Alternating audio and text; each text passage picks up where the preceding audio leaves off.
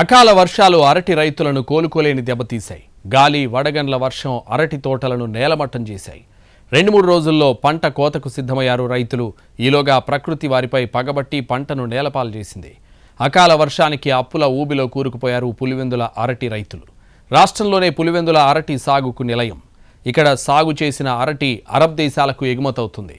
పులివెందుల ప్రాంతంలో సాగైన అరటి మంచి నాణ్యతతో పాటు ఎగుమతికి అనువైనది కావడంతో రైతులు పులివెందుల నియోజకవర్గం వ్యాప్తంగా అరటిని ఎక్కువగా సాగు చేశారు.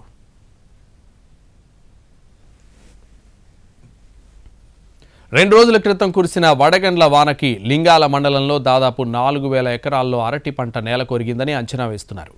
పార్నపల్లి, ఎగుపల్లె, తాతిరెడ్డిపల్లి, కోమట నూతల గ్రామంలో వర్షం బీభత్సం సృష్టించి రైతులను నట్టేట ముంచింది.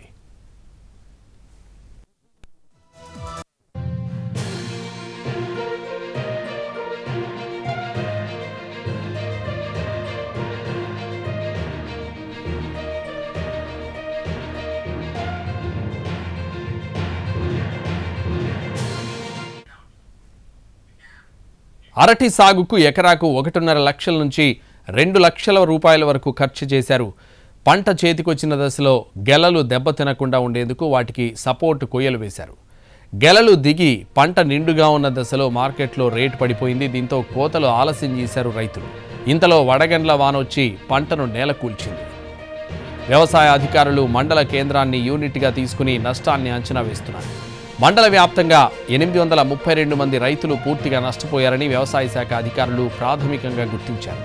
ఇన్పుట్ సబ్సిడీతో పాటు క్రాప్ ఇన్సూరెన్స్ ద్వారా రైతులను ఆదుకునేందుకోసం ప్రభుత్వానికి నివేదికలు పంపుతున్నామన్నారు అధికారులు. కడప, అనంతపురం జిల్లాల సరిహద్దు గ్రామాల్లోని పంటలు ఎక్కువగా దెబ్బతిన్నాయి. ప్రభుత్వమే ఆదుకోవాలని వేడుకుంటోంది రైతాంగం.